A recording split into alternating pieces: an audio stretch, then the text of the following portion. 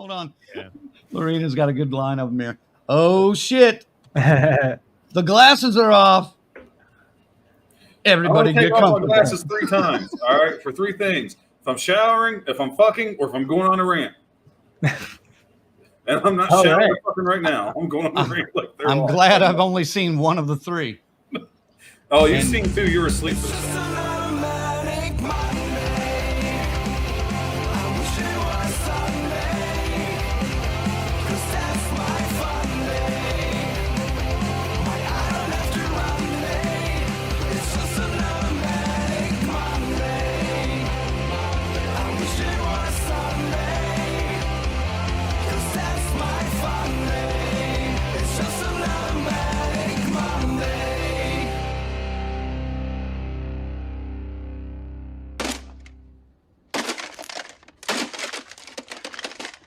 If you want to become a member, check out our webpage at deathcursesociety.com and click on the membership tab.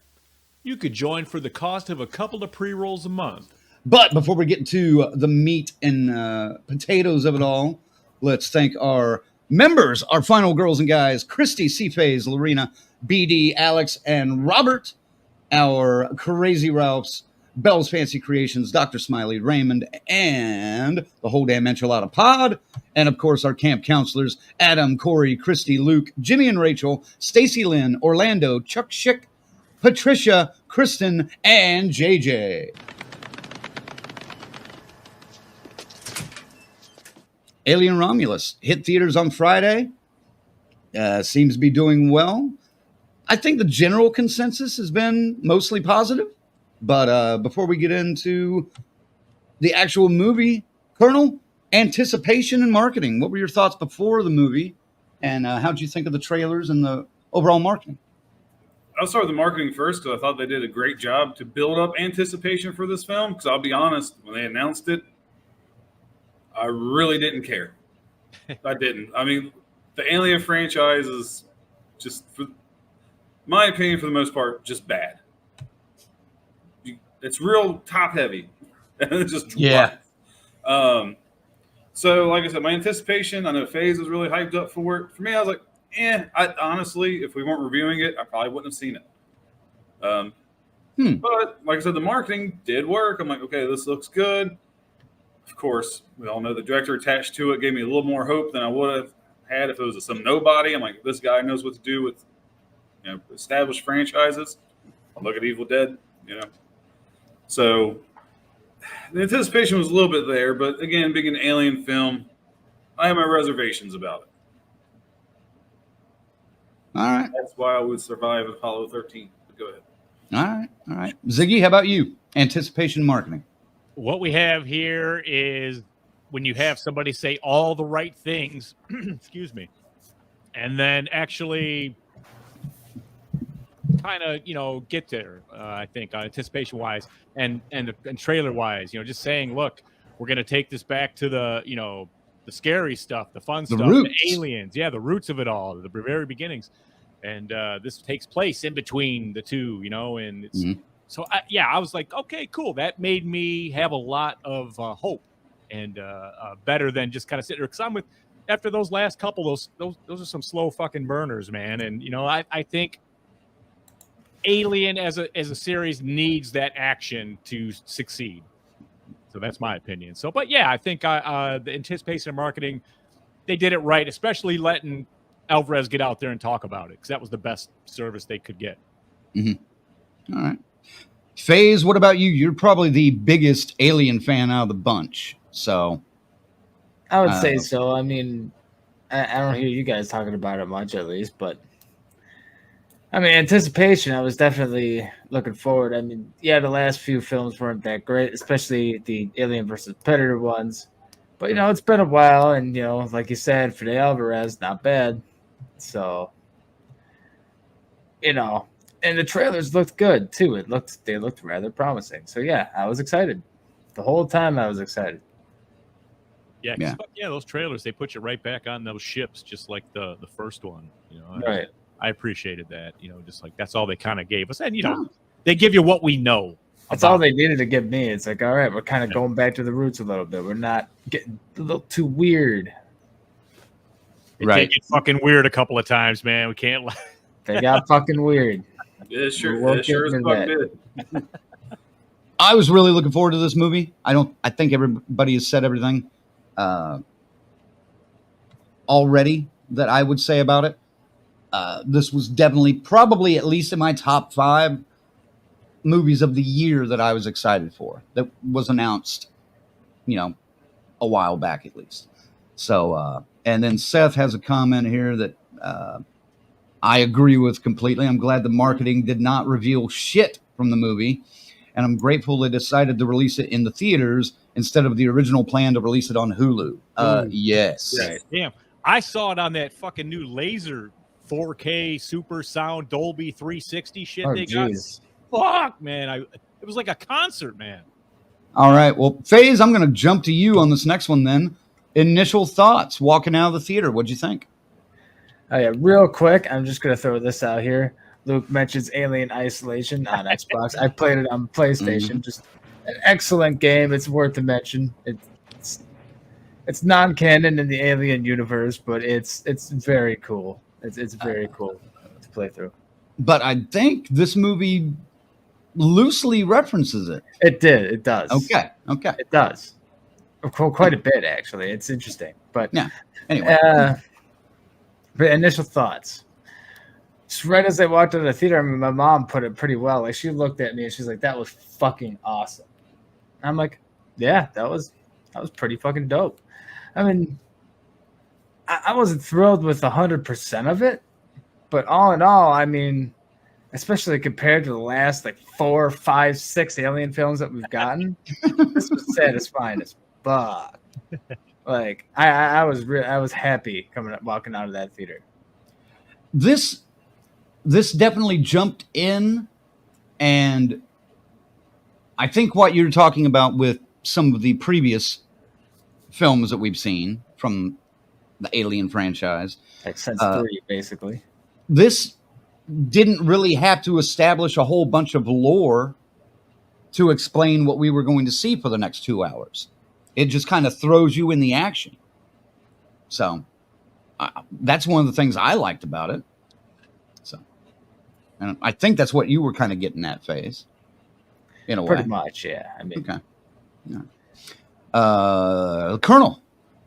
Yeah, walking out of the theater, I wouldn't say I walked out saying, "That was fucking awesome." That was a fun movie. Like you said, it felt like an Alien movie. Like, it was perfect. This is the first Alien movie in a long time that felt like an Alien movie. It fit right in exactly in the time frame it's supposed to.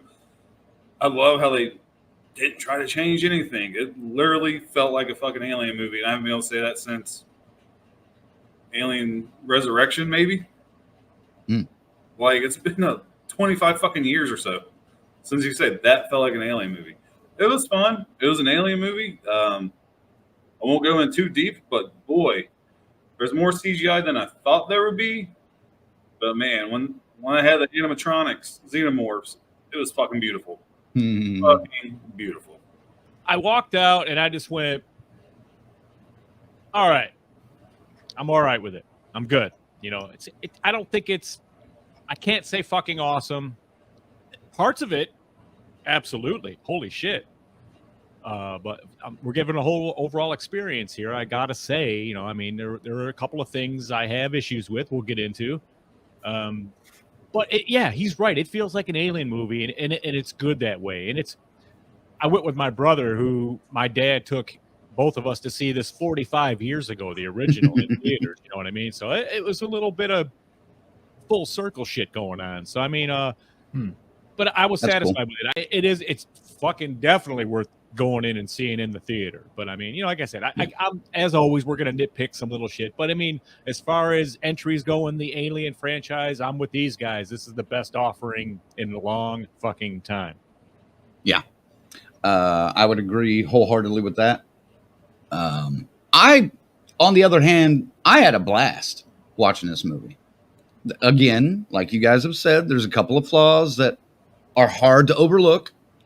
But overall, I was really impressed. And, I walked out, smiling, happy, if I had spent, $40 on tickets and popcorn and everything, Sure. that money well spent. Good time, not a problem. So, all right, well, let's get into the actual first part of the movie, which, if you haven't seen it, is kind of a minor spoiler, even the first scene. So I will throw this up here just for now, but that's your warning. Before we even get into Act 1, there's a bit of a prologue to the film, because a Weyland-Yutani space probe investigates the wreckage of the Nostromo, which, of course, is the ship that was destroyed at the end of the original 1979 Alien. And this space probe is collecting an organic object, which they cut open and find a xenomorph inside. So was it cool seeing that piece of shattered metal just drift by the camera just a little bit with Nostromo on the side? Ziggy, starting with you. Yeah, definitely. It's like right away they set that tone, like, yeah, this just happened, and now we're chasing this thing now. So I mean, we know it's out there, and it sucks you right in. It gets you right in, and then you get you got to get to meet the new people involved, after that. Well, and we'll that comes in here in a second. Yeah. But I'm just the, talking about that exploration of the wreckage, and then grabbing and then wondering what the fuck, why is that there? Even that's not supposed to be there either, So what the whole them finding the cocoon? It was supposed to be blown off the ship, yeah, and everything. Yeah, but that's the thing; it sealed itself in a cocoon to survive. Right. So, and just ended up floating around in the universe out there. So it didn't get blown out the damn ship like we thought. Oh, it did, but it's not the same principles as a human in space. That's the thing. Yeah, because it's the perfect organism. That's why. That's why. There you go. Colonel, go ahead, jump on in. No. What I really dug about this scene, and it's so fucking minor, because yes, of course, I got pumped. I knew what it was. I'm like, yes. It was just how you're, because I was sitting in row C. So I was like this, watching this movie, which honestly I kind of dug. I hit the recliner all the way back and was just chilling. But how the xenomorph pretty much came in frame, like it was like a dark shadow, and you just get little glimmers, and then it appears in the ship. I just thought that was a great fucking shot. 100% CGI, but still a great fucking shot, man. Because I can't. What else am I going to add to it that Zag hasn't already said? That was just a great fucking shot and very well done. Phase, if you were, exploring space and came across a xenomorph egg, would you cut that fucking thing open? You're kidding, right? I mean, I have watched this movie like 700, the first couple movies like 700 times. And, like, no. That was a good fact. I would not. That was a good opening scene, though, right? No, that whole opening was awesome. Like Zach said, it sucked me right the fuck in. Right. I'm like, here we go. You know how much safer that would have been, though, if they would have, it would have been an unmanned spaceship that just collected it? You know how awesome it would have been if they showed them flying by it and it slowed down, a little space arm came out and just gave it a little push away. It was like, retracted back and just kept fucking flying. Or just a space arm comes out and is like... You see some dude hanging out the window with a broom, like... trying to poke it away. God damn it. That's enough of you. All right. After the little prologue and a little bit of a glimpse of the old ship Nostromo, we get into Act 1 and we start to meet some of the new characters. And Act 1 I like to call, fuck you, I quit. So, and for those of you that have seen it, you probably already know why. Rain Carradine, an orphan who works with her adoptive brother Andy, who is actually a reprogrammed synthetic human at the colony Jackson Star. After her contract is forcibly extended by Weyland-Yutani, she agrees to join her ex-boyfriend Tyler to a derelict spacecraft to retrieve cryostasis chambers. And these chambers will allow Rain and their friends, Tyler, Kay, Bjorn, Navarro, to escape the planet to escape to the planet Ivyaga. And the reason they need Rain and Andy to help them with this task is because Andy, being a synthetic, has the ability to interfuse with the onboard computer system, which is crucial for the mission. Rain is hesitant to send Andy, but is convinced by Tyler to allow him to assist. So we meet those characters. What did you think of that first, just, the introduction of the characters, basically?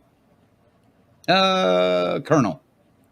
They did a great job introducing the characters. I mean, especially Rain and Andy. I've been known to tell a dad joke time or two.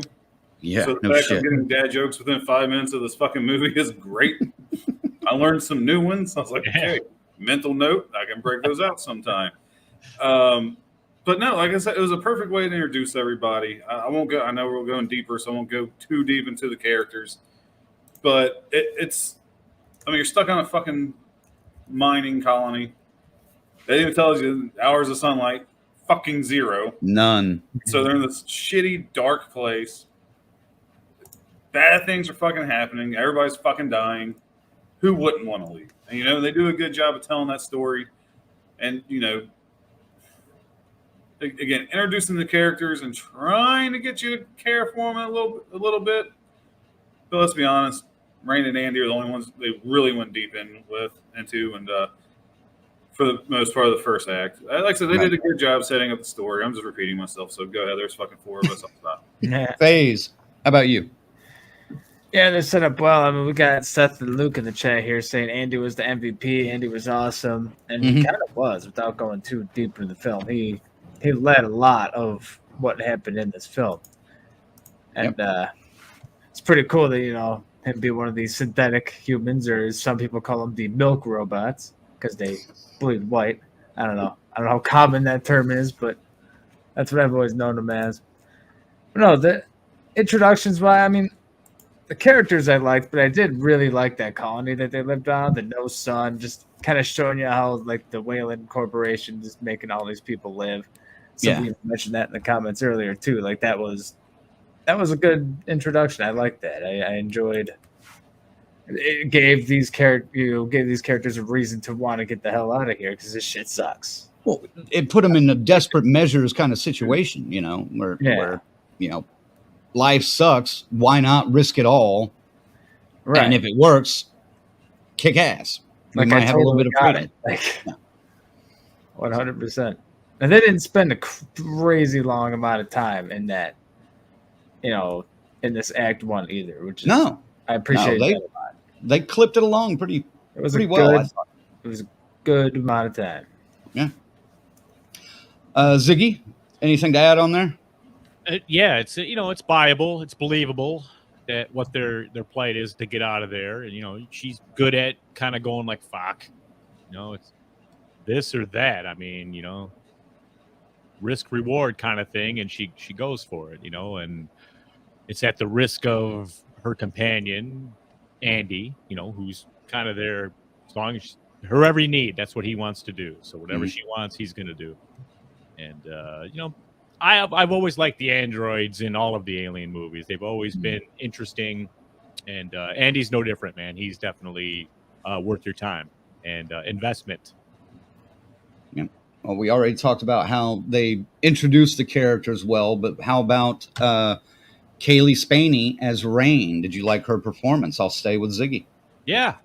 She's good. She carries it well. I mean, come on, man. You got to replace Ripley or get somebody that's, you know what I mean? And it's close without being Ripley, and I appreciate that. Okay. I want to circle back around to this because I'll be honest. The first time I saw it, I like Kaylee Spaney. I loved her in Civil War earlier this year. I thought she did great in that. I don't remember her in anything else that I'm sure I've seen her in something. I just don't remember it right off the top of my head. But so I was excited about her in this role. But the first time I saw it, I even told a couple of people, I was just like, that's kind of my downfall of this movie is I don't know if she pulled off the role. But second watch, and a little bit further contemplation about it, I kind of changed my mind a little bit. No, we'll get into that further because we need to get into the end of the movie before we get into that. But Colonel, what did you think of her performance? No, I thought she did great. I thought she carried the film well. I really cared for her character throughout the movie. Again, it was easy for me to not compare her to Ripley because I knew she's not fucking Ripley. There's only going to be one Ripley. Like, that was not an issue for me. That she was still a strong character. The only one that really was smart about fucking anything, really. She was, again, kind of like the first Alien movie. They should have listened to the woman with the cat. Well, in this one, they should have listened to the woman with the droid. You know what I mean? Robot. Like, robot. Yeah, like it's the synthetic. The woman with the synthetic. I'm talking Star Wars when I say droid. My apologies. No, she did great. I was very pleased. She was one of the few I did like in this movie. So. Okay. Well, Faye, anything to add on that? I mean, yeah, I wasn't really looking for anyone to replace Ripley because, like Colonel said, there's only one. And goddamn, she was amazing in Alien and Aliens and, in every film she was in. But, she was great. I'm going to have to give the movie a rewatch and really look at her specifically to really judge because you seem to be on the fence with her compared to Ripley, Craig. But like I said, I watched it again though, and I did what you just said. I kind of paid a little bit more attention to her performance rather than the film as a whole, and it kind of changed my opinion. So yeah, no, her performance overall was thumbs up. She was good. She played the lead well. But see, one thing you said though is something that a lot of these sequels or things like this tend to do is you have a badass lead in one of the films that everyone loves, so you try to imitate her to a T, and they didn't do that. They did not do that, which was smart on their part. Right. Yes. Yes. Nobody totally agree. A different kind of hero. Now, is she better than Ripley? No. Yeah, but I don't think anybody is. No. That's easy. Ripley's fucking Ripley, damn it. She's like at the top of the fucking hero list of all time. Like, right. Sorry, FaZe. Let me make that clear. No. We are supposed to compare. No. There. Good. And I feel like everybody would agree there. I love Paula in the background. We're supposed to compare. No. What about the supporting cast? They were a supporting cast. Besides Andy. Yeah, besides Andy, they were just plot contrivances to move the story forward. And I wasn't impressed. Yeah, I wasn't impressed at all. The body count. Yeah, the body count. Yeah, like I said, they were the lambs to the fucking slaughter. Like I said, other than Andy, honestly, who gave a shit about anybody else? Like, I didn't. I know what they were there for. I mean, they even gave you a reason to care about one.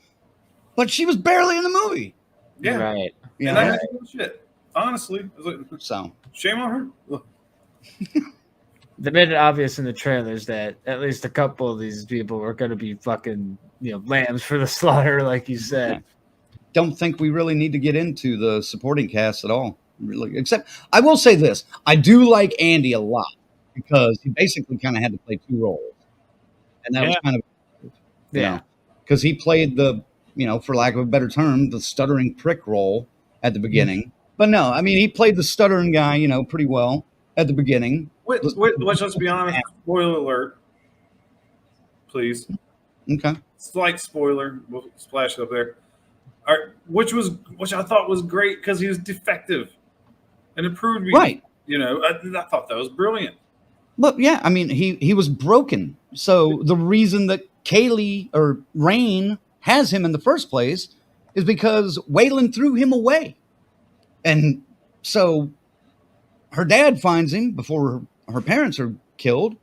Her dad finds him and kind of reprograms him, fixes him up as best as he can as just a minor.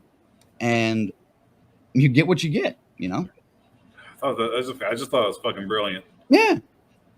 But the fact that, they upgrade his chip at one point and he improves and he's, more uptight, but more logistically thinking and sharper. that was pretty cool. I guess we can move on to Act 2, Romulus and Remus. And that's the ship that or the station that they're heading to try to retrieve these cryostasis chambers. So they fly just some craft, a hauler, I guess, the Corbelan, to the station, which is divided into two parts, Romulus and Remus, which is a reference to the Roman legend of the two twin brothers that fought over the building of Rome. While retrieving the stasis chambers, Tyler, Bjorn, and Andy accidentally revive frozen facehuggers and trigger a lockdown. But to override the lockdown, Rain has to install a chip from a damaged android that they find into Andy, giving him the access that he needs to be able to open the doors and work their way through the station. But what she doesn't know is going to happen, it updates his thought processing and general efficiency. And then, unbeknownst to the others, it also changes his prime directive. Because before, he had stated that his prime directive was to do what's best for Rain. And now, it's to do what's best for the company, solely to Wayland Yutani. So, start there. I'll start with... Nope, not him. He's muted. Colonel, we'll start with you on that one. All right. So this is one of my minor complaints of the film. I'll start with that because it's the start of Act 2. There's no way the company would let them leave the surface and go into orbit. No fucking way. I'm sorry. I still have a problem with that. There's no way they're going to let them do it. As much as they tracked everybody, not going to fucking happen. But that's neither here nor there. We got to push the movie along somehow. I wondered about that too. But even if they would have shown a little bit of resistance, like, getting a radio signal, like, hey, why are you entering the atmosphere? What's going on? Yeah. And they pull some trickery to escape. That would have helped, I think. We're like, come on, let's go. Like, what the fuck? Hey, man, do the hand solo. Yeah, we're fine. We're all fine. Yeah, right. How are you? How are you? They didn't do anything. They Nope. just kind of left. Yeah. No stormtroopers shooting at the door as they run in. Yeah. Hear me out. No. Hear me out. This may help. This may What do you help. got, Ziggy? Maybe they knew what's there. They're waiting for someone to go, and they want to get control of these fucking aliens. This has been the prime directive of every Aliens movie from the beginning, is to get this thing down here, or get it to where they can control it, weaponize it. And so they knew it was there. They saw someone's going. Okay, well, we'll get them on the way out with hopefully carrying. It's loose. It's extremely loose. I'll be honest. If the company wanted it, they wouldn't let the commoners go fucking get it. Well, True, but or somebody or it's something better than anything else so far. well, Colonel, let me rain on your parade for just a second, and this kind of might be a spoiler, possibly too, but it's speculation. So, could that be what a part 2 is going to be about? They know. They knew the whole time. The company down on the mine going and getting the ship with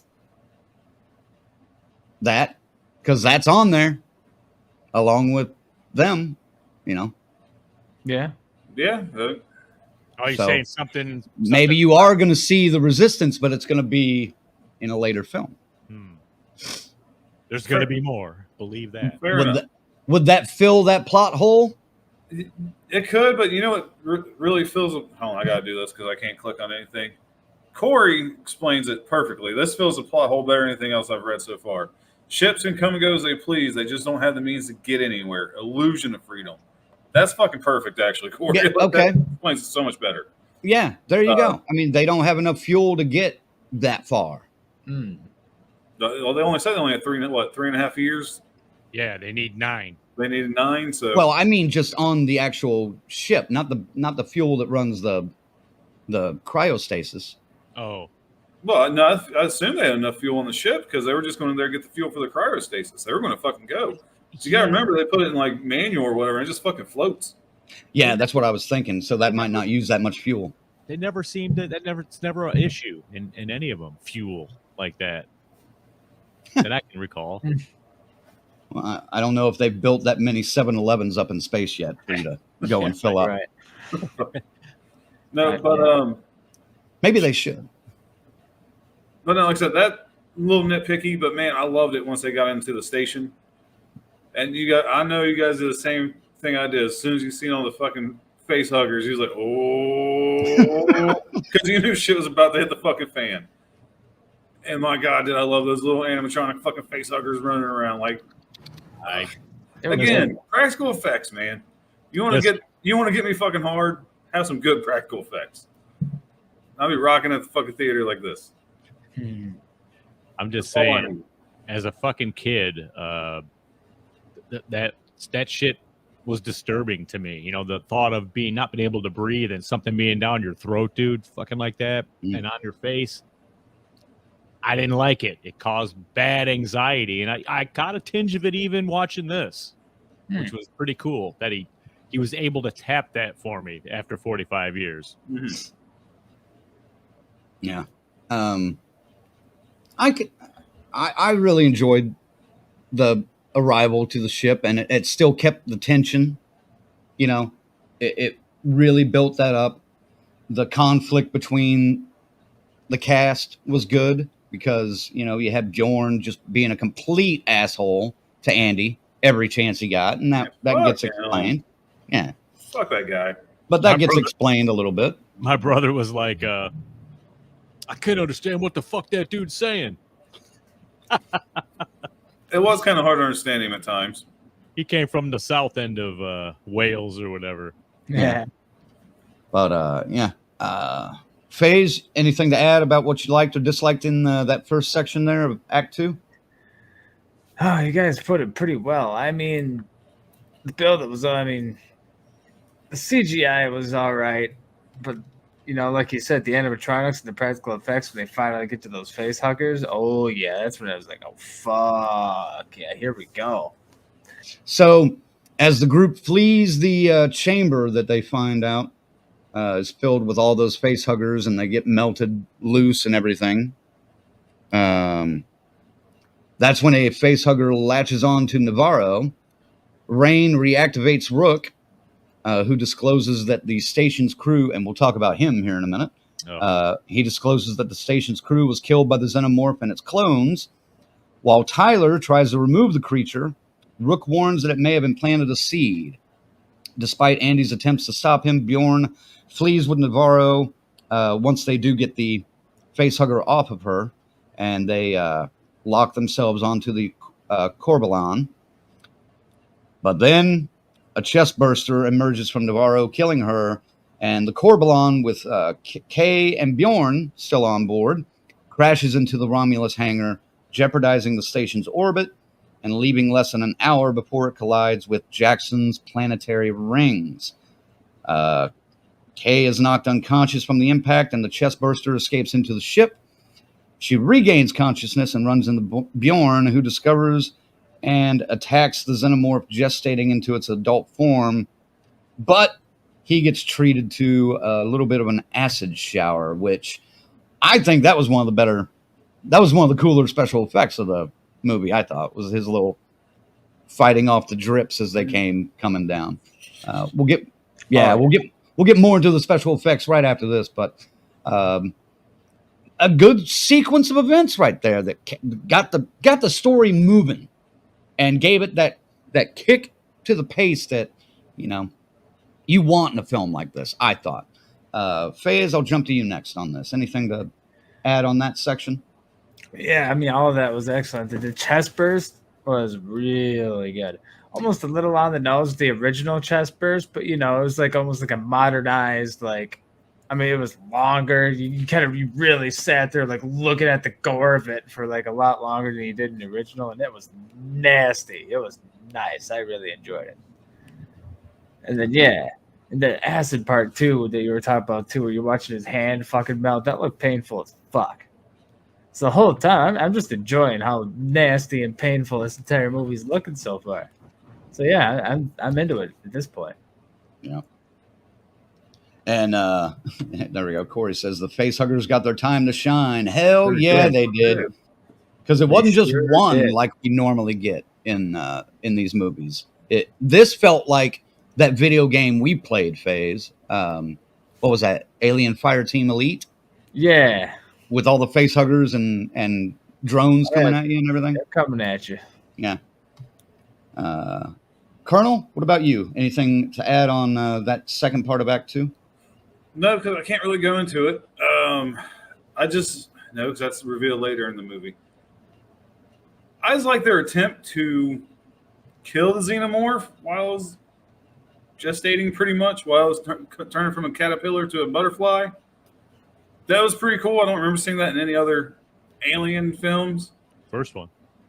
There wasn't the first one. All right, so I didn't rewatch the first one because I've seen it like 4 times. That's enough for me to know where I'm going to rank it. But no, that was still cool. I mean, it was fucking smart. You know, dumb. I mean, it being dumb. It was a smart. It was a good idea. I would have tried it. Like, fuck it.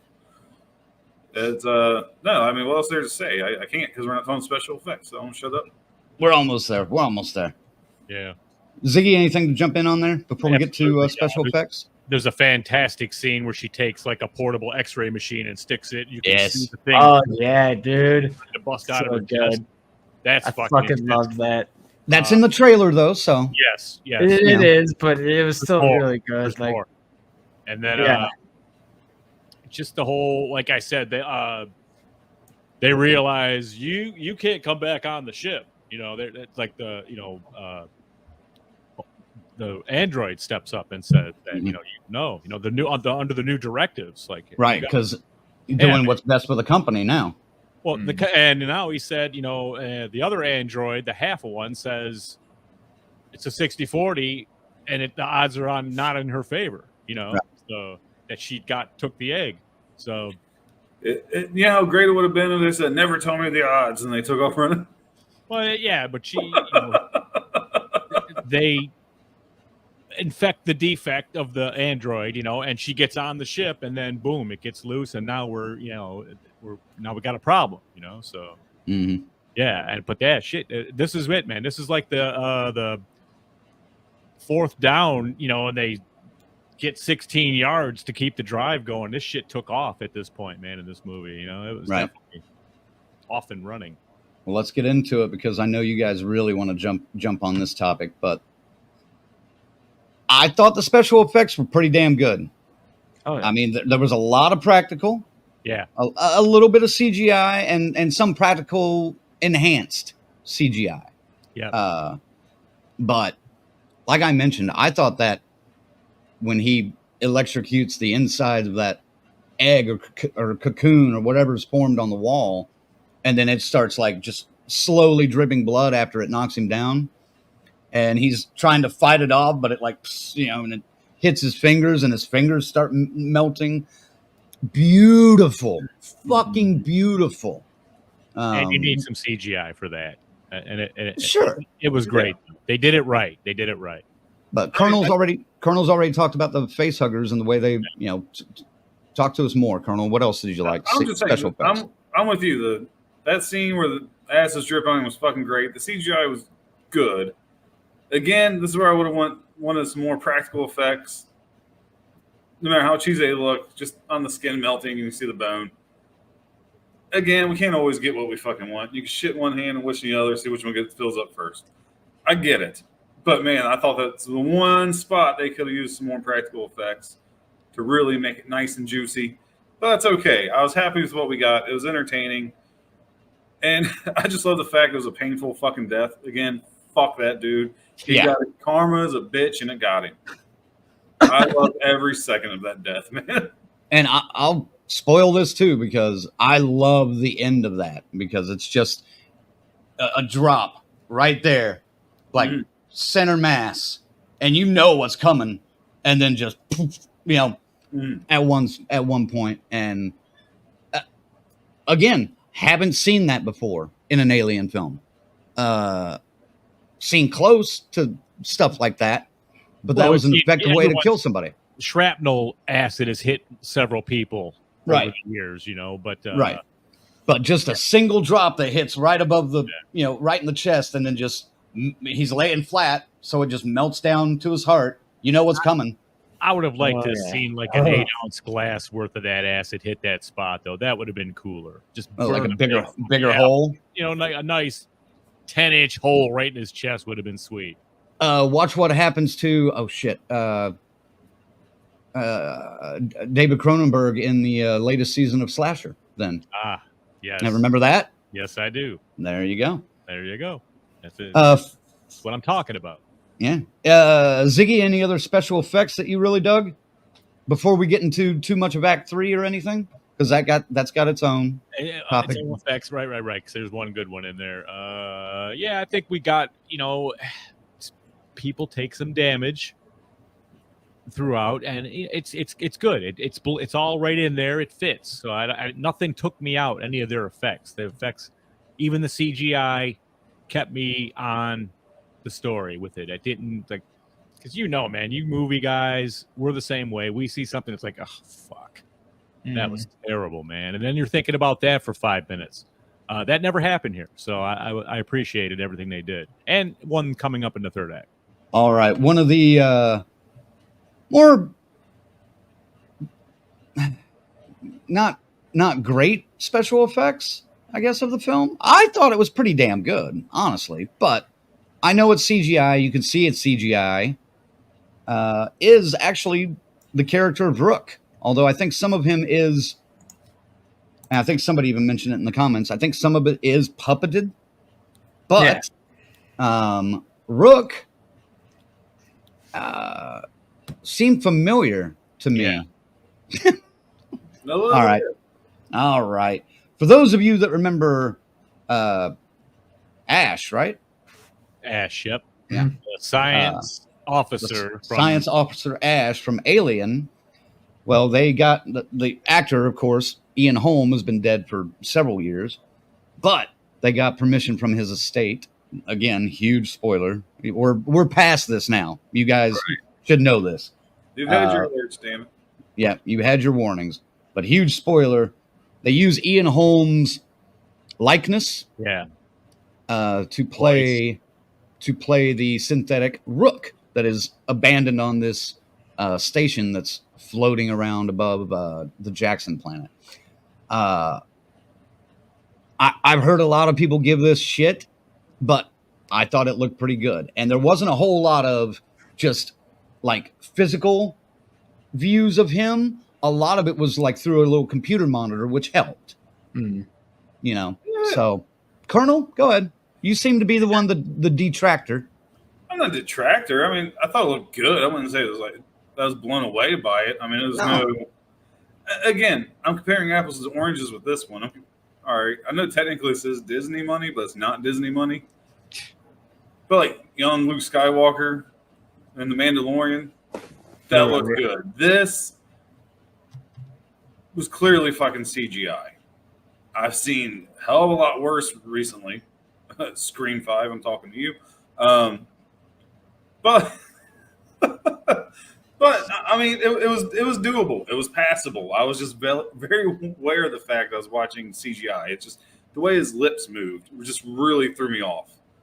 That's what kind of ruined it for me. I will say it was a combination of puppetry and CGI. Yeah. And they did not use AI. That's the important part. There was no AI used in this. There was a voice actor. I can't remember who it was, but zero AI was used in the making of this scene. So they did it about as well as they could have. It's I'm not a big fan of fan servicey stuff like this, but it was harmless. So, and like you said, they got permission from the estate. So it's okay. Well, and the estate's listed in the credits. Yes, so. I've got no problem with this, man. It serves the story just fine, and it's great. I agree. It's a nice Easter egg.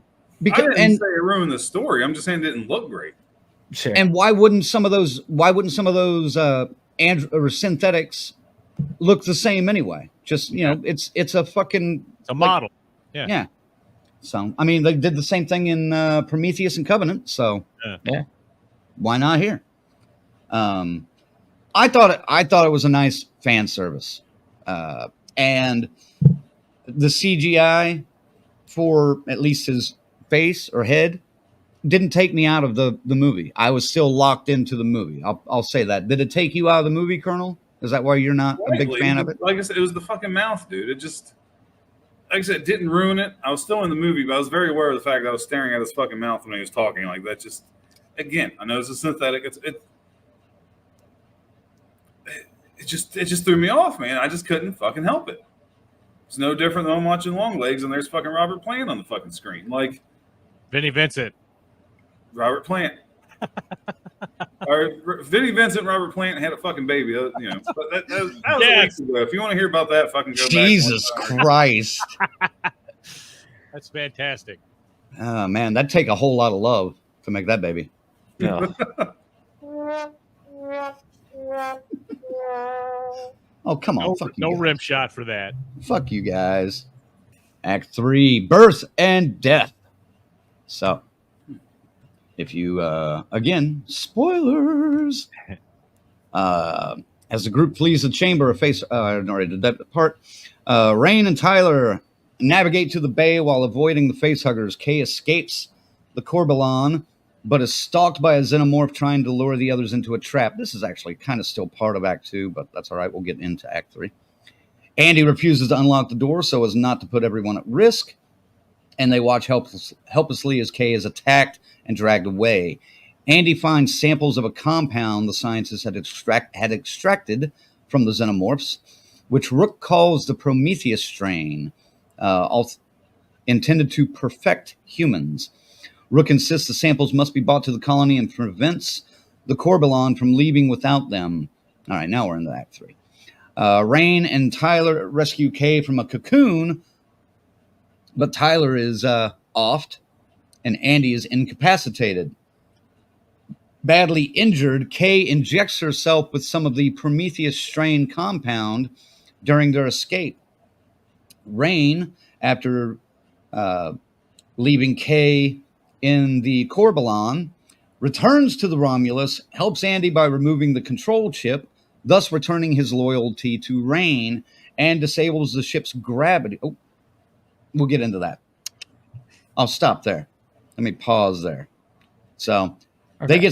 They get surrounded by a bunch of xenomorphs, backed into a corner, and yeah, we'll get to that part in a second.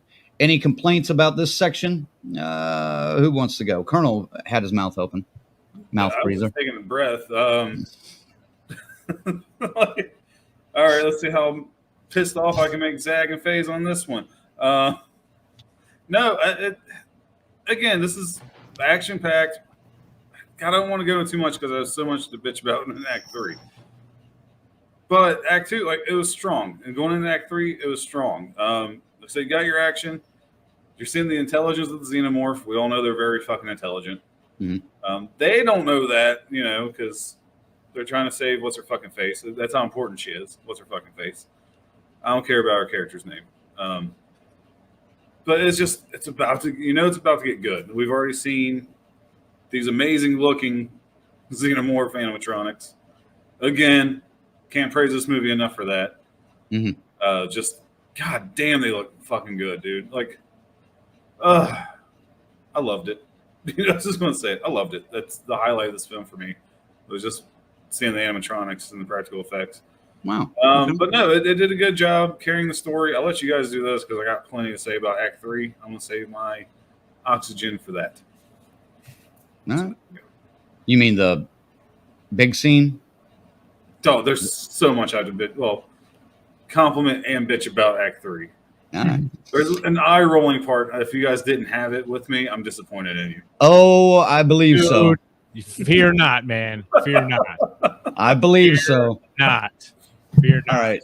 Ziggy. Yeah, dude. I kind of...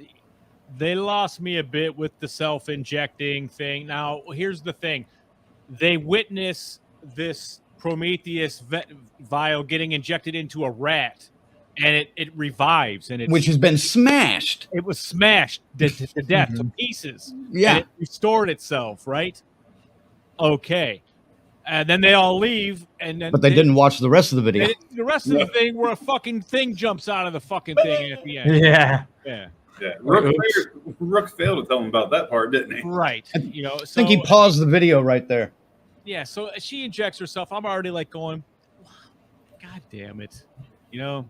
And even Rain had told her, I don't trust this stuff. Yeah. You know? Or I guess she was unconscious at that point. So I was already preparing for a bad third act at this point. I mean, but it's still, there's a lot of action leading up to this, and it's worth the watch. But yes, let's go. I'm gonna go. You guys go ahead because I'm gonna be with Colonel. I'm gonna take shotgun on this one with Colonel, and we're gonna take this on. This is one of those scenes that I bet when you pitched it, it sounds great. But Colonel, how was the zero gravity scene in effect? I'll start off by saying it was awesome seeing all the xenomorphs coming through the tunnels, the nest, whatever we want to fucking call it. Dude, that was great. Mm-hmm. Since they turned zero gravity off, I'm like, what the fuck? All right, to help explain it a little bit, it's even mentioned in the film that we're on the bottom level. Right. We can't kill these xenomorphs because if we do, boom, we're fucked. Like, right. It's vacuum space, we're fucking done. Sucks So out. what's their bright idea? Hey, let's turn off the gravity in this motherfucker. Which at first, like Crank said, written down on paper, saying that's really fucking cool. Because it was cool when she was taking them all out. 80%, 60%, 40%. She only has one clip. She's taking them out. Auto assist. Like, yeah, but it's awesome. But I'm like, you got a bunch of acid just floating in space now, right? Like, yeah. And we all know from earlier in the movie, the gravity, once turned off, it resets. Right. For a split second. Then it shuts back off again. That's where I'm just like, what the fuck? You didn't think this one through, did you? Like, I understand. She had no other options. She really didn't in the story. Right. So it made sense to do it. But why are you dumb? Like, that's just what I wanted to fucking say. It just... And this is part where I would say the CGI was kind of bad. This was the least believable of it all. Because it looked like Ghostbusters ectoplasm from Slimer. It really did. It was nice kind of and floating thick. around. It was nice and thick, and I do appreciate the fact to, like, give herself some momentum and out of the way. She's floating through the sea of fucking acid to shoot the gun, like, like, I appreciate that fact, but yeah, she was just... And Andy's sitting there holding on the rails. I'll be honest, just watching that scene after the cool shit that happened, it reminded me of that one part of the haunted house when you're on your way out. You got the catwalk and things spinning. That's why I fucking imagined. I'll be honest, watching that scene. I was like, oh, fuck, I'm getting dizzy. Yeah, it was cool, but fuck. I didn't hate this quite as much as you did. I thought there was a little bit of a cheese factor to it, but I still appreciated it for trying something different, being somewhat original. Yeah, we'll give it credit. It was very original. Like I said, on paper, it looked good, and the killing was good. But boy, talking about foreshadowing, it just went downhill from fucking there. I'll be completely honest. Well, that was like one of the first things they figured out when they got to the Romulus Remus was, oh shit, why is the gravity coming back on or going on? Yeah. All right, Ziggy, go ahead. Yeah, I dug this scene. It's one of the most original things that the Aliens franchise has done in years. This whole acid and zero gravity, very cool. I mean, because it's Rowdy when she's shredding them with the gun. The gunplay is really good. And then she's got to maneuver through the acid. I mean, it's video game like. I think that's what everyone's trying to do now is just incorporate that normal feeling everybody has. But she's got to maneuver through the acid before it gets up there. This isn't what I didn't have any problem with this. It's what's coming that I have a problem with in the third act. So, but this wasn't it, man. This was okay. This was neat. This was cool. It doesn't look the best. I give this. The acid in its ectoplasm form but it's still believable, and it would be awful to be in a situation like that. It is, but would you guys consider it believable that neither her or Andy got hit with any fucking acid that I remember? I could be wrong. Maybe they did. I don't think they did. I'm pretty sure she fucking didn't. There should have been some clothes, like a grazing, right? Like, come on. I agree with the grazing. There should have been something. I mean, it was a little unbelievable, but I like the intensity of it. Maybe it whacks her hair and it's her ponytail. Yeah. Or it hits the gun and cuts the gun in half or something, disables the gun. It just felt like that heist movie where you got the laser beams and you can't cut them. They're doing cartwheels and shit. Yeah, the tension was there, but it's like, come on, at least let get fucking nicked in the, like you said, clothes, hair. By the way, something. Since you brought it up, cheers to Catherine Zeta-Jones in that scene. Holy shit. That's funny. You were thinking that. I was thinking Jane and Silent Bob Strike Back. Oh, shit. That's where because he gets 4 instead of 1. You dirty bastard, Colonel. In a huge connection to aliens, Andy takes out one of the xenomorphs at the end of the zero gravity scene and says the famous line. Who wants to say it? I don't even want to say it. You say it. Let's go for it. Now, Faze, you say it. Yeah, there we go. Get off of her. Stay away from her. Oh, yeah. Well, stay away from her. Is it stay away from her? He kind of stutters out the "you bitch" part because being a robot, I don't think he's really good at the swearing. Yeah, I think it is get away from her, you bitch. That's right. So, yeah. Continuity error, and you lose a full point for this. Because it's before Aliens? That's fucking A right. It was before Aliens, for one, which makes it weird, but also just the delivery was off. But I'll let you guys rip it apart here. It was fucking dumb. I thought, Colonel. Oh my god, dude! I did the biggest fucking eye roll. Yes, I'm bringing my gimmick back. That's been stolen, been often imitated, but never duplicated. Come the fuck on! These guys said it already. This takes place before fucking Aliens, okay? You know, it's cool when Ripley said it in Aliens because she was protecting Newt. She was protecting, it was badass. A child, okay? She was battling a queen. It made sense. This is just fan service to do fucking fan service. I hate this. I hate it when they do this in these fucking reboots, sequels, prequels, whatever you want to fucking call them. You don't need to say the famous line for cheap. You know what? That's called a cheap pop in the wrestling world, okay? And that's what you're going for is a cheap fucking pop. I rolled my fucking eyes like, get the fuck out of here. Now, they probably would have got some credit if he's like, get away from her, you bitch. At least make it funny. You might get I might have given you like slight applause for that one, like Jimmy from South Park. Yeah, that would have been funny. Like fucking Jimmy. Like fucking, he had a stutter the whole fucking movie. Right. When he wasn't upgraded. Put that stutter in there. Oh my fucking god. And it just got worse, folks. It got fucking worse from here. It really did. That's where they started to lose me. Okay, so your reaction was an eye roll. Ziggy, what was yours? I think I did something like, yeah, exhale, shut my eyes. I audibly and very loudly in my theater on Thursday was just like, oh, and like 4 people that were sitting behind me just started cracking up laughing. Oh, so man. I at least knew they were thinking the same thing. Yeah, a lot of people were. What day did you see this, Frank? Yeah. What day did you see this? Was it Thursday? I saw it Thursday, yeah. Yeah, and then we talked that night. I remember guessing, like, somebody says the line, don't they? Like, somebody says, stay off of her, you bitch.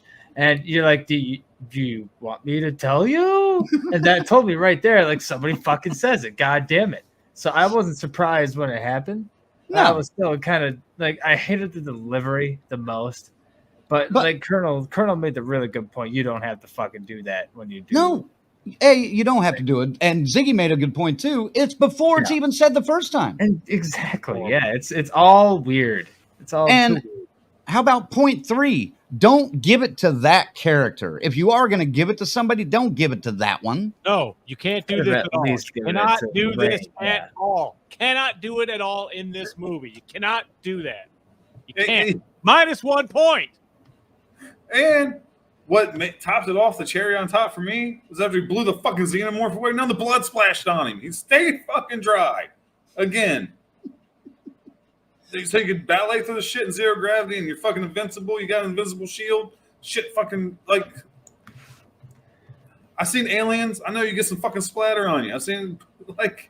Plot shield, I guess. I don't know. Seth is on your side, man. He said, God, you tell him, Colonel. Damn This is the only thing people are going to be on my side about when it comes to this fucking movie. Sure. We all agree. It was terrible. Fucking terrible. Hold on. Yeah. Lorena's got a good line of them here. Oh, shit. The glasses are off. Everybody get comfortable. comfortable. My glasses 3 times, all right, for 3 things. If I'm showering, if I'm fucking, or if I'm going on a rant. And I'm not showering fucking right now. I'm going on a rant. Like I'm glad I've only seen one of the 3. Oh, you've seen 2. You were asleep for the second one. Oh, that's true. I'm the only one not wearing glasses here. I just realized. I could go put some on. Good God. And then Seth also says, the Memberries is cringeworthy. Hate when films do this. The member berries. Yeah, that's what it was, dude. Just remember. Remember when Ellen said, "Stay off of her, you bitch"? That's exactly what it was. 100%. This one is Jesus particularly Christ. bad, man. Particularly bad. It was, yeah, it was so forced. It did not need to be in this at all. Way But- too forced. All right. Let's get into a little bit more here rather quickly. Did you have something else you wanted to add? No. I'm not. Yeah. Or do you want to? I feel better. Okay. What about We should franchise connections? Obviously, we've got the Prometheus strain, Nostromo, that. Did you guys catch anything else?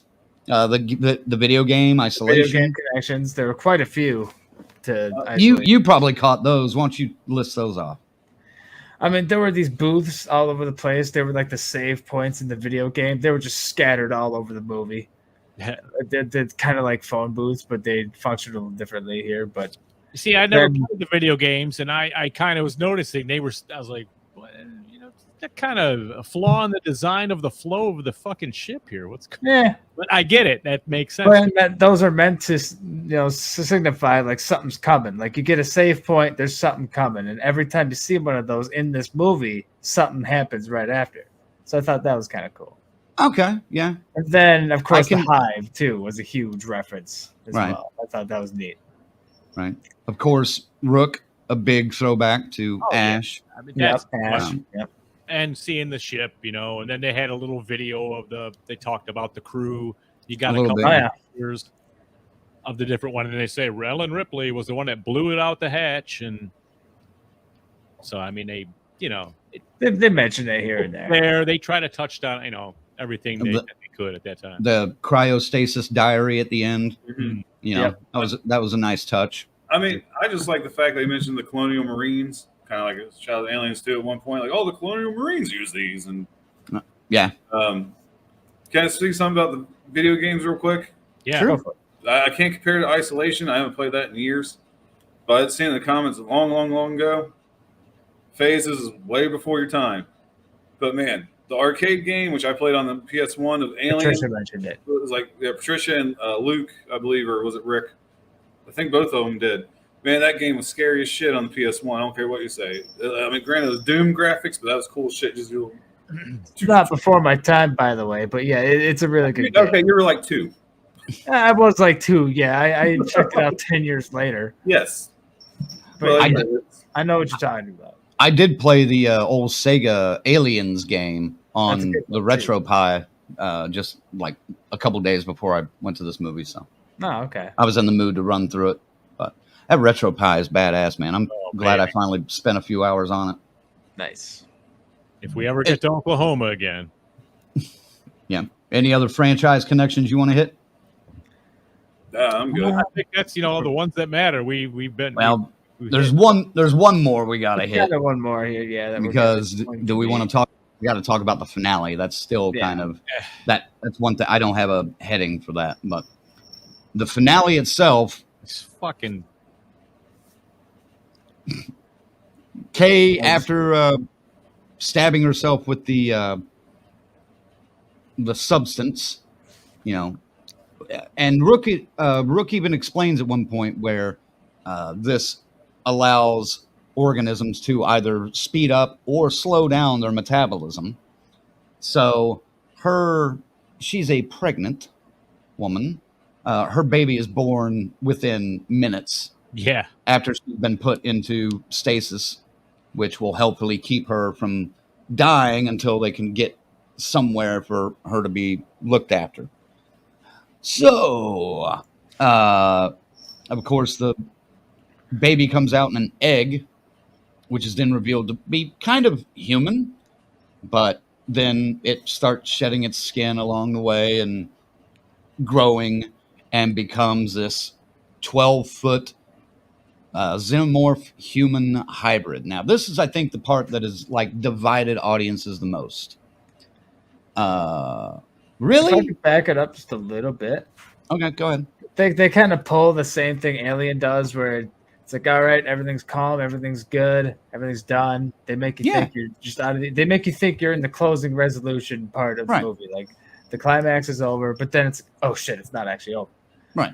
Because she puts her in the chamber. So I just wanted to mention that sort of connection, that storytelling. Yeah, it's like Jason popping out of the lake at the end of part one. So it's that same kind of thing. Okay, I didn't mind the hybrid. I'll say that. FaZe, did you mind the hybrid?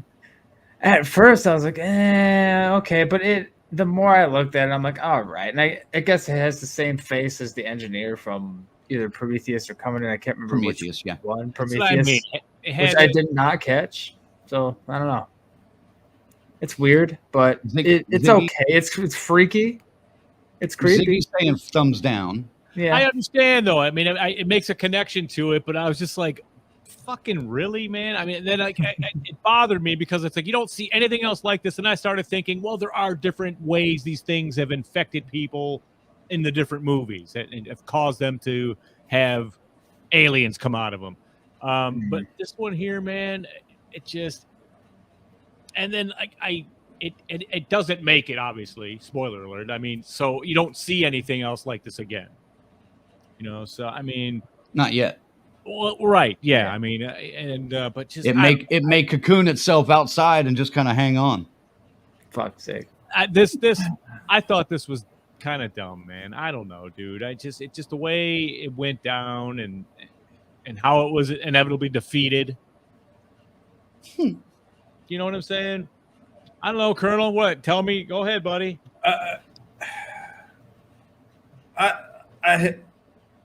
I didn't hate the design, but I wasn't a fan of it. Right. It's a lot better than the design of the human xenomorph hybrid that we had in Resurrection that had little titties on it. Somebody was just asking about that. Hold on. Oh yeah. Yeah. Was it like the one on Resurrection at the end? No. Totally different. It's different. Which I'm not going to say it was for the better or for the fucking worse. It's just, I thought it was dumb. Like we knew it was going that direction. They could have designed it better. I'm sorry. It was just. Listen, the endings. There would have been no reason. Hold on. There would have been no reason to have a pregnant woman go on that ship if it wasn't going to go in that direction. So yes, there's we knew that. it was going to go that direction. But like I said, the design could have been way better. The fucking design is scary, and the big reveal of the big monster, the queen, the alien coming back and being like, oh god, he's still there, was still like the threat was still there. That thing, it's almost like a gray, like something you'd see come down one of these aliens from Mars. A 12-foot Lane Staley. Fuck yeah, Lane. Dude, it reminded me of fucking Tiny from fucking House of a Thousand Corpses. Like that's. Yeah. I was like, yeah.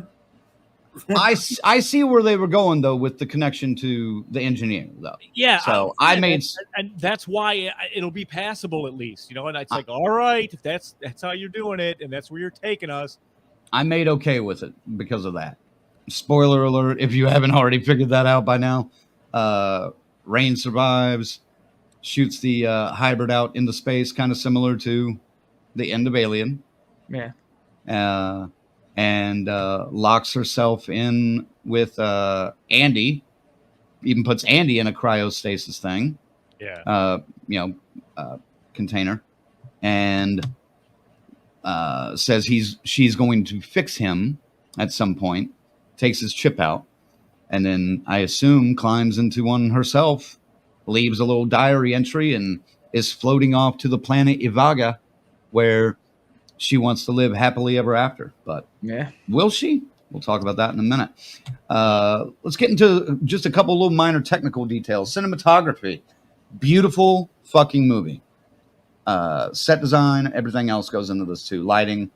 Beautiful fucking movie. I even liked some of the sound design where it's just silence. No music. Very little like background noise. Just dead silence in space. And that's it.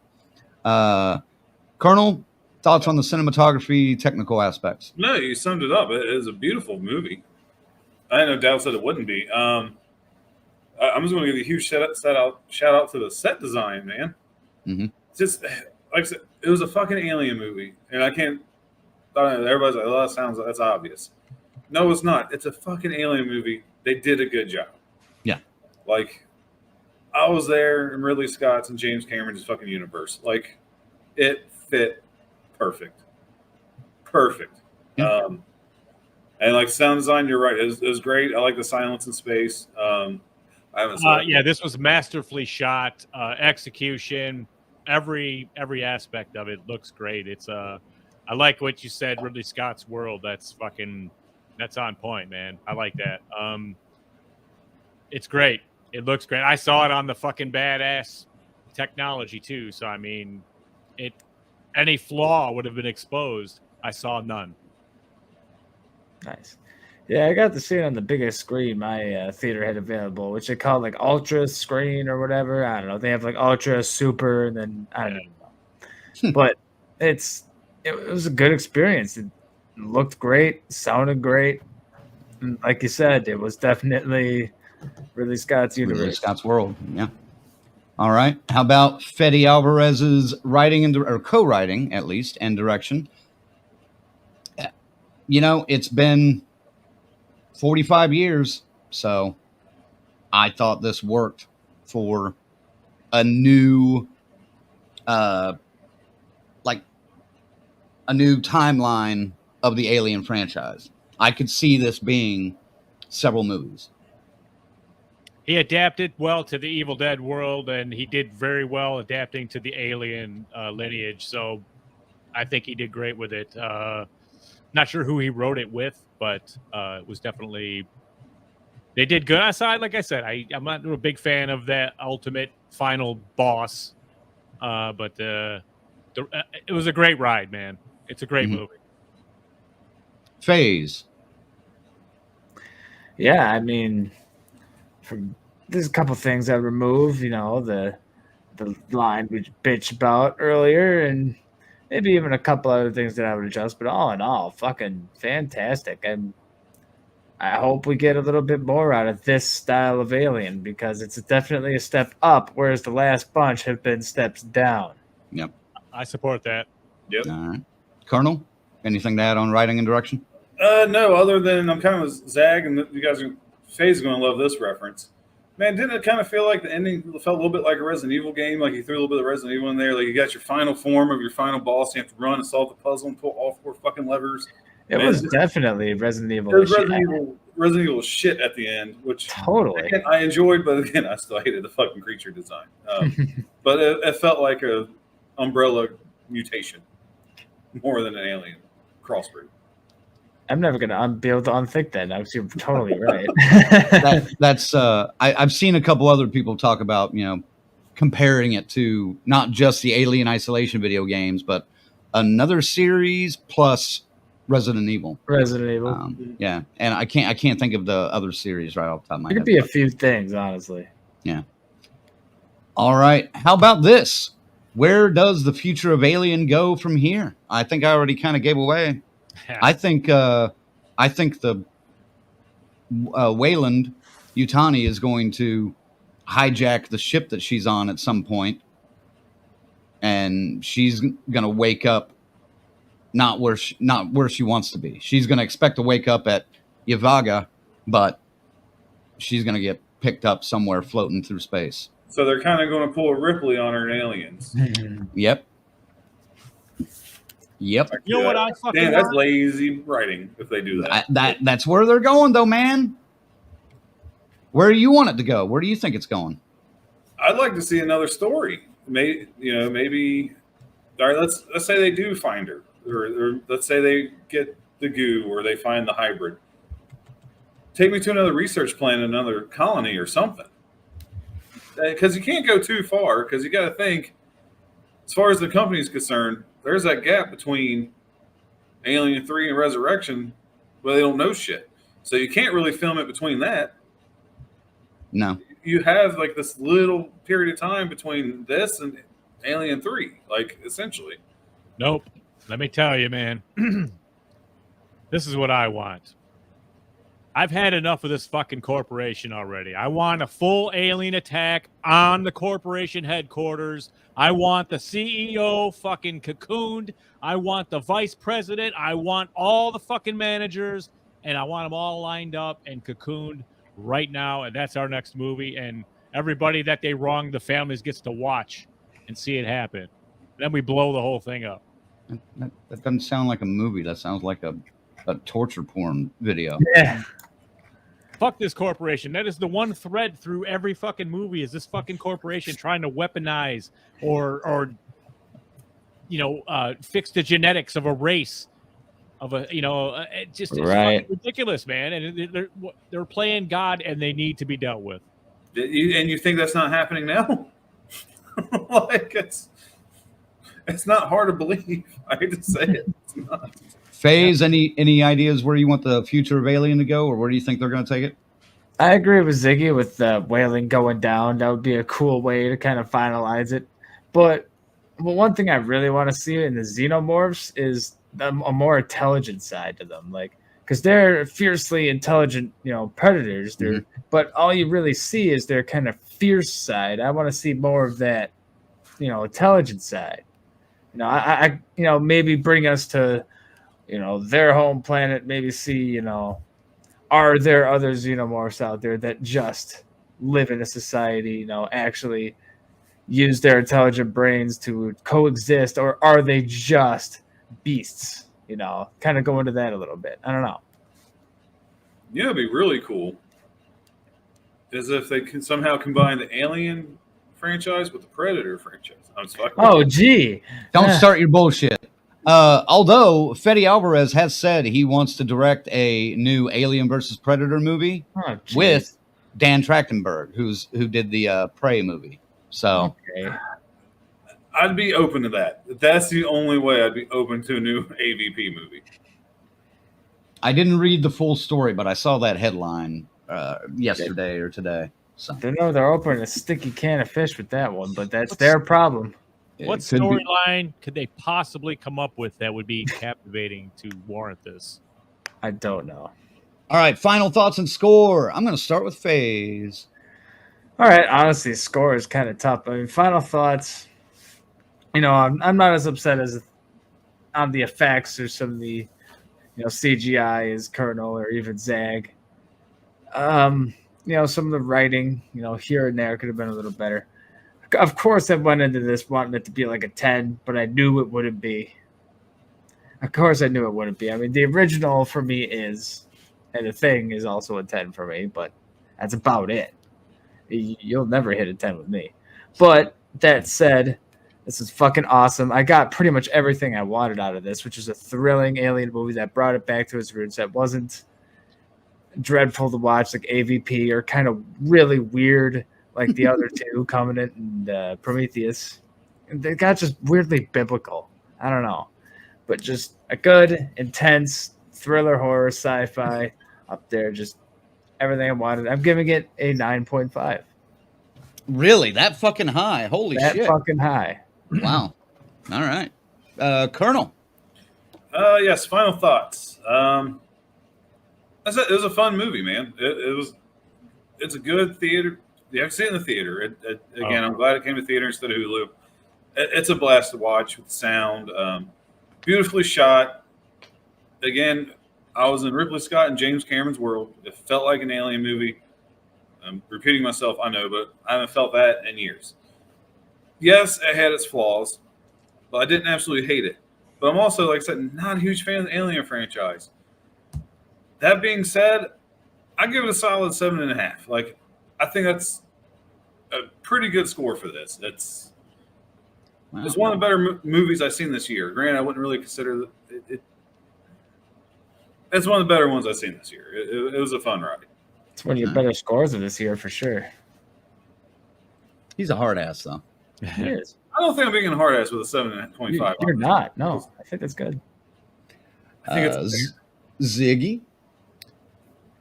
I got what I expected with this movie, and that's good because from an alien movie and what they were saying, I was like, all right, I'm going to take him at his word, and I think for the most part I got what he wanted me to get, so I dig it. I would have scored the hell out of this movie. You lost 1 point for the fucking, I'm serious about that. Dropping that, get away from her, you bitch. 1 point deduction. Sorry, you get an 8 instead of a 9. 8. Nice. All right. That's Yeah, fair. I enjoyed the hell out of this movie. And even though I had to see it twice to kind of grasp onto digging Rain's character more than I should have even the first time. I'm gonna stick with an 8. It's a solid, good movie. All right, here's FaZe's Alien franchise rankings. Go ahead, FaZe. I pretty much just threw this together. I mean, I knew the AVPs would be on the bottom. I don't like those, and you'll see in a minute. There are some people who forgive the first AVP a little bit, but I'll let them put their arguments out there. I originally had Resurrection a little bit higher, but Really? I thought about it a little more, and I just didn't. I wanted to drop it a little bit because there's one. I don't like what they did with Ellen in that movie. That really fucks it up for me. The clone. The clone. That really fucked up the whole movie for me. I didn't care about the finale so much. It was what they did with Ellen. I love the fact that it's totally just a paycheck movie for her, and you can see it in her fucking eyes the whole time. The whole time, yeah. It's just like, fuck you, pay me. Prometheus and Covenant, they're okay, but they get really weird and really biblical, which I didn't like. I don't want to get all religious on the show, so I'll just move on. Alien 3, basically it's the best of the garbage in this list. If you want to even go there. Wow. And now, Romulus proudly takes the number 3 spot. And I'm so glad. That's exactly where I wanted it to go. After, I went into Romulus being like, please be the third best in the franchise. And here it is. Here it is, baby. Number 3. And, of course, Aliens and the original Alien. Okay, now let me ask you this. Why do you put Alien above Aliens? It's always been that way with me, man. I mean, I could go. I get that, but give me we a don't couple have of a lot of reasons. time, but I could Give me a go couple of into, reasons. Like when FaZe was a little boy, not that little, but it's just one of the first movies that got me into horror. I don't know how much I've talked about this a little bit, but Metroid was my favorite video game series. I found out Alien inspired that, so I watched the first Alien movie. It changed my fucking life forever. I was Nice. into horror forever from that point on, and it was the original Alien that got me into it. Aliens I like a lot. I've just always had the preference for the original. It had that initial impact on me. Nobody warned me about the chest burst. I got to see that raw, and it was awesome. Nothing can ever, repeat that feeling for me. So I don't know. You said Alien would be a 10 score for you. What would Aliens It is a be? 10 score. Alien and The Thing. Right. What would Aliens be? That's like a 9.5. 9.5? It'd be above Romulus, so like a 9.8, I would say. Okay. If that you want close, to huh? keep doing All right. decimals, I don't like doing that. I usually like to do by 5s, but That's fine. Yeah, 9.5 is fine.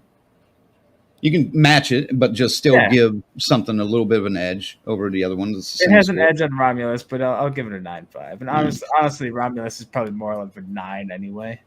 My list is not too far off. There's a couple of things switched around here.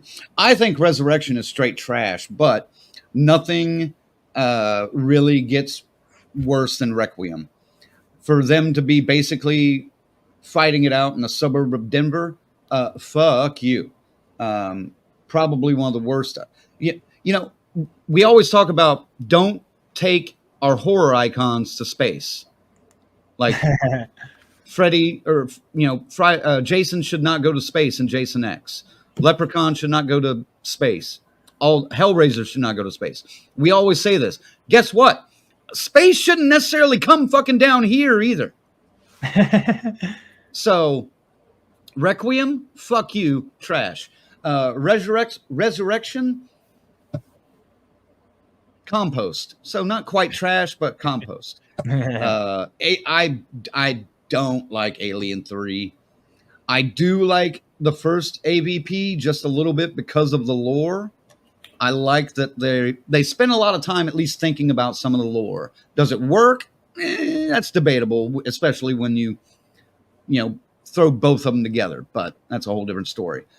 We talked a little bit about Prometheus and Covenant. I like Covenant slightly more, just because of the story. But yeah, Romulus fits in right at the third slot, and Aliens at number 2. You can't top the original Alien number 1. So, Colonel, how about you? All right, let me run through this list really fucking quick. That's where I get all the hate. Boo! Boo! Prometheus, Alien 3, AVP, Covenant. Wait, you put an eh? You put an eh below it? Yeah, pretty much. Like I said, Covenant's story was better. The CGI was fucking terrible though. It was sci-fi. Wait a minute. Original CGI. That can't be right. Did I do a typo? Where are you seeing that? Did I Alien Resurrection? Resurrection at 3? No, you did not. No, it's not a typo. I'll be honest. Come on. Most of it is Resurrection. Oh my god. Yeah, it's a lot of it's nostalgia reasons. Okay. Well, let me throw this cast at you. All right, we already know Sigourney Weaver, Winona Ryder, Ron Perlman, Brad Dourif, and let's not forget Michael Wincott, possibly the best villain of the 90s. Definitely the best voice in fucking cinema history, in my opinion. Nostalgia and the cast gets Resurrection at 3. Alien, the only true horror film on this list, number 2. Aliens is badass. I love it. It's an awesome fucking action movie. It's the first one I've seen. And I'll be honest, Aliens 2, probably the ones I actually watch. The rest of them, you can throw them in the trash. Again, the Alien franchise, I'm not a fan. Yeah, it starts with like everyone else. Requiem can bite a dick. It's terrible. An absolute money grab in the absolute definition. Number 8, Alien versus Predator. I like Predator 1. I like Predator 2. You can keep the rest. Maybe a little bit that one with the serial killer in it. That was a nice twist. I like that one. But Predators. Whatever the fuck that was. The Sean Black one that he directed. The Shane Black one. Shane Black, yeah. Then Alien Resurrection is 7. I have a soft spot because my company provided the lasers for this movie. If you watch the credits, it will say lasers provided by Laser Mechanisms, Farmington Hills, Michigan. And I think the guy's name was Mike Close. That was the guy that went there and ran the lasers for that movie. Cool. So that is cool. I had buttons and pins and a couple of little posters. This is 2 years before that fucking thing came out. That is cool. It was neat. Little thing.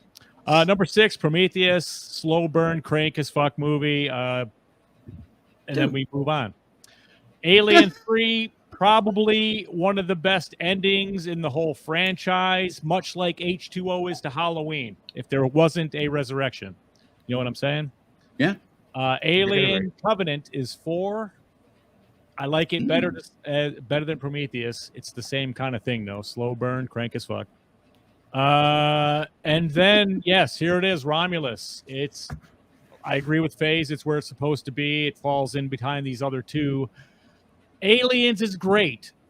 But I went in after the Alien experience at 9 years old, scared the fucking death to see this movie and everything involved with it.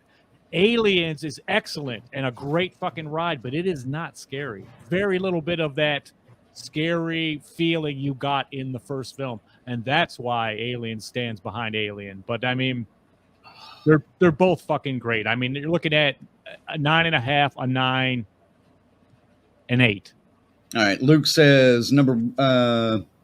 He did not use the Alien AVP ones. Number 7, Alien 3. Number 6, Alien Covenant. 5, Prometheus. 4, Resurrection. 3, Romulus. 2, Aliens. 1, Alien. Yep. All right. Can't argue with that. Joseph says Romulus is his number 3. I think almost. God, man. Most of us have it at 3. We at least all agree that Requiem is straight dog shit. Yeah. So, all right, guys. One more time, we want to thank our members, Final Girls and Guys, Christy, C-Phase, Lorena, BD, Alex, and Robert, our Crazy Ralphs, Bell's Fancy Creations, Dr. Smiley, Raymond, and the whole damn Enchilada Pod. And, of course, our camp counselors, Adam, Corey, Christy, Luke, Jimmy, and Rachel, Stacy, Lynn, Orlando, Chuck Schick, Patricia, Kristen, and JJ.